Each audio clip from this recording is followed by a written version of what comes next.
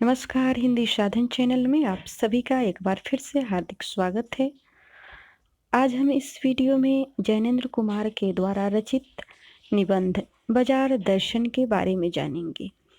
इस निबंध में उपभोक्तावाद और बाजारवाद को समझाने के जैनेंद्र जी ने बेजोर प्रयास किया है। बाजार दर्शन निबंध में गहरी वैचारिकता और साहित्य के सुलभ ललित का संयोग है। कई दशक पहले लिखा गया यह लेख आज भी उपभोक्तावाद और बाजारवाद को समझने में काफ़ी महत्वपूर्ण है। जैनेंद्र जी अपने परिचित मित्रों से जुड़े अनुभव बताते हुए यह स्पष्ट करते हैं कि बाजार की जादुई ताकत मनुष्य को अपना गुलाम बना लेती है। यदि हम अपनी आवश्यकताओं को ठीक ठीक समझकर बाजार का उपयोग करें तो उसका लाभ उठा सकते हैं।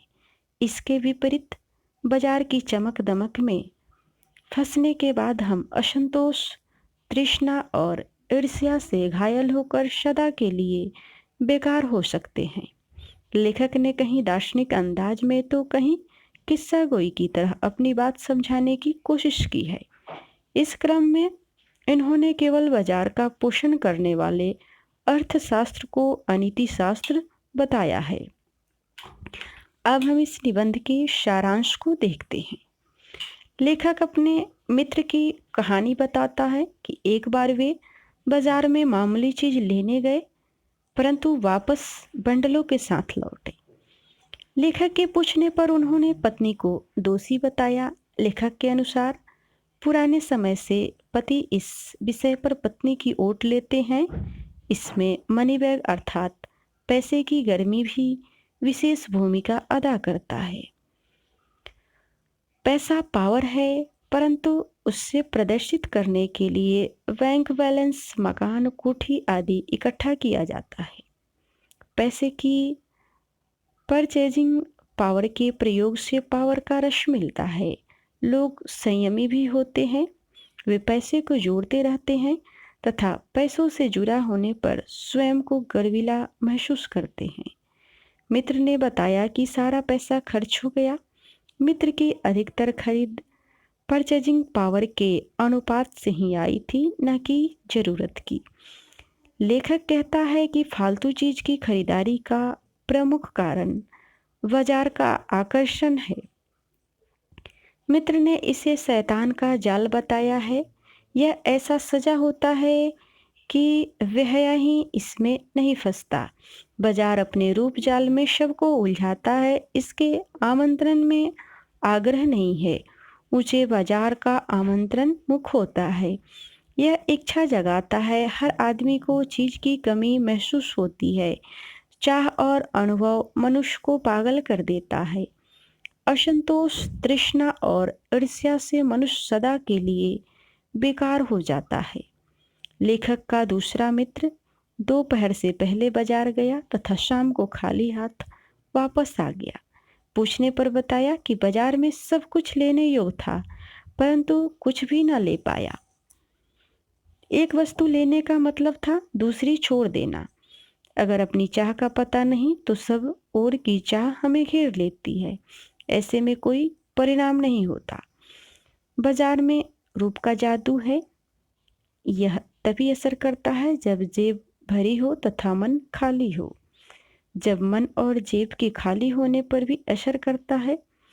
खाली मन को बाजार की चीजें निमंत्रण देती है। सब चीजें खरीदने का मन करता है। जादू उतरते ही फैंसी चीजें आराम नहीं खलन की सही डालती प्रतीत होती है। इससे स्वाभिमान और अभिमान बढ़ता है। जादू से बचने का एकमात्र उपाय यह है कि बाजार जाते समय मन खाली ना रखो। मन में लक्ष्य हो तो बाजार आनंद देगा। वह आपसे कृतार्थ होगा। बाजार की असली कृतार्थकता है आवश्यकता के समय काम आना। मन खाली रखने का मतलब मन बंद नहीं करना। शून्य होने का अधिकार बस परमात्मा का है, जो सनातन भाव से संपूर्ण है। मनुष्य अपूर्ण है। मनुष्य इच्छाओं का निरोध नहीं कर सकता। यह लोभ को जीतना नहीं बल्कि लोभ की जीत है। मन को बलात् बंद करना हठ योग है। वास्तव में मनुष्य को अपनी अपूर्णता स्वीकार कर लेनी चाहिए। सच्चा कर्म सदा इस अपूर्णता की स्वीकृति के साथ होता है। अतः मन की भी सुननी चाहिए, क्योंकि वह भी उद्देश्यपूर्ण है। मनमानेपन की छूट नहीं देनी चाहिए। लेखक के पड़ोस में भगत जी रहते थे। वे लंबे समय से चूरन बेच रहे थे। चूरन उनका सरनाम था। वे प्रतिदिन 6 आने पैसे से अधिक नहीं कमाते थे। वे अपना चूरन थोक व्यापारी को नहीं देते थे और न ही पेशगी ऑर्डर देते थे। 6 आने पूरे होने पर वे बचा चूरन बच्चों को मुफ्त बांट देते थे। वे सदा स्वस्थ रहते थे। उन पर बाजार का जादू नहीं चल सकता था। वे निरक्षर थे, बड़ी बड़ी बातें जानते नहीं थे। उनका मन अडिग रहता था।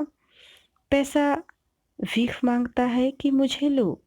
वह निर्मम व्यक्ति पैसे को अपने आहत गर्भ में विलखता ही छोड़ देता है।